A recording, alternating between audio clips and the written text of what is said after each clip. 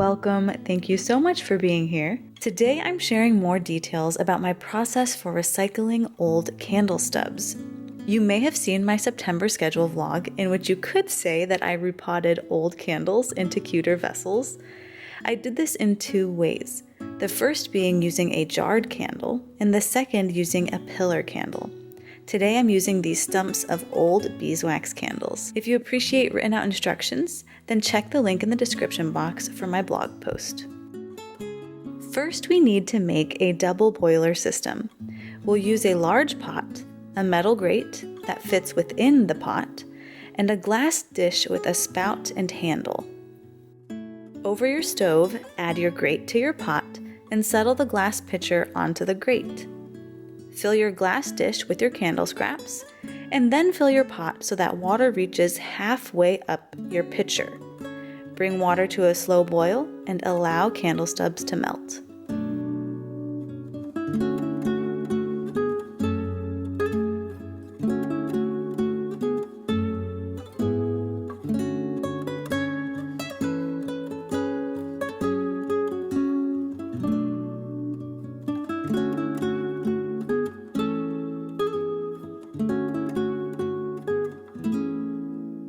Next, we need to prepare our new vessels. We'll need candle wicks, heat-resistant wick stickers, and bobby pins, tape chopsticks, or any other instrument to keep your wick straight as you pour in the melted wax. First, adhere one side of the sticker to the bottom of your candle wick, then press the opposite side of the sticker to the center of your new vessel. Since my jars are so tiny, and I'm frugal by nature, I cut my candle wicks in half and used one wick for 2 jars. Since that means half of the jars will not have adhesive bottoms, I made sure to use the bobby pin holder to really center the free wicks. I actually thrifted these small marmalade jars, but I'll link similar ones for you in the description box, along with any candle making supplies that you might not already have in your home.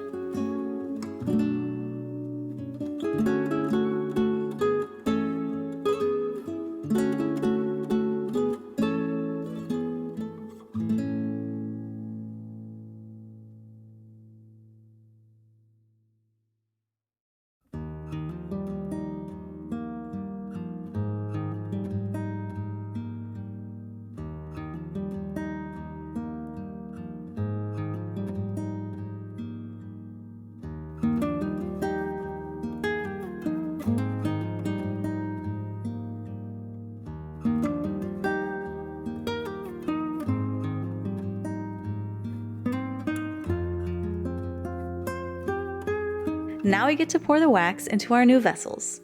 Using a steady hand, pour wax into each jar, trying not to jostle the vessel or the wick. I didn't melt enough candle scraps, so I needed to do a second batch to fill the final 2 jars.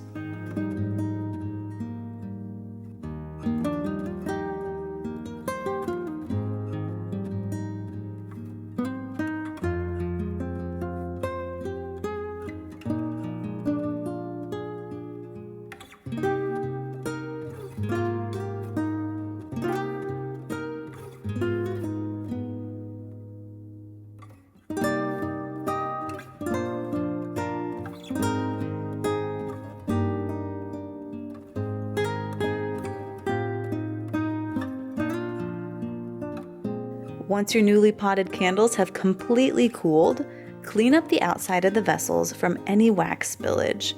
Then we can finish making these tiny jarred candles irresistibly cute. You know I love a good paper craft, so if I can include an ink stamp and some craft paper into a project, then I will. My candles will be at our church country store for our fall rummage sale, so I'm including a craft paper tag attached with twine and stamped with a fall foliage ink stamp. First, I measured around the neck of the jar to get the proper length for my twine. Then I punched out 1 craft paper tag for each jar and hole punched those tags.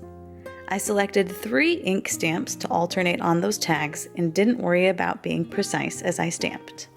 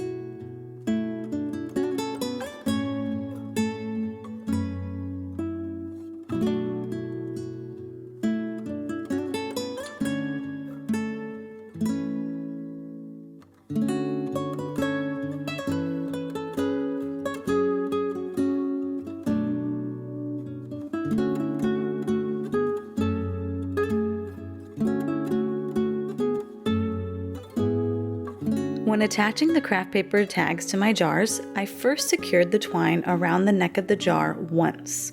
Then I slipped the tag onto one of the 2 strands of twine and proceeded to make a bow out of the 2 tails of twine. Repeat this for all of your vessels. These tiny jarred candles would be an excellent handmade Christmas gift or party favor as well.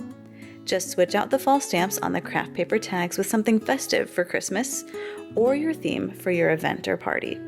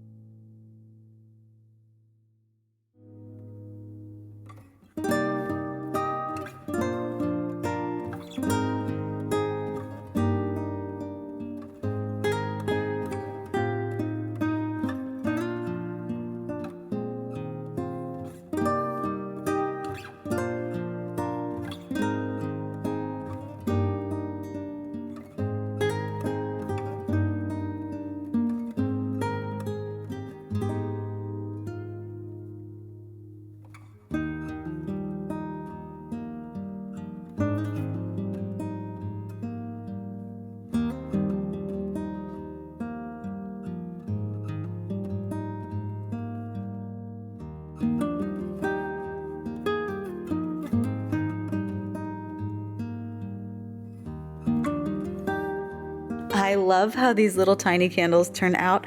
They're almost too pretty for me to burn, so I'm thankful that they'll be at the country store. If you're new here, I'm Sabrina with the blog Held Fast Home, where I share tips for housecraft, food from scratch, and slow living. If you'd like to follow along on my journey, I'd love for you to check out my blog and subscribe to my channel. Thank you so much for watching, and I will see you next time.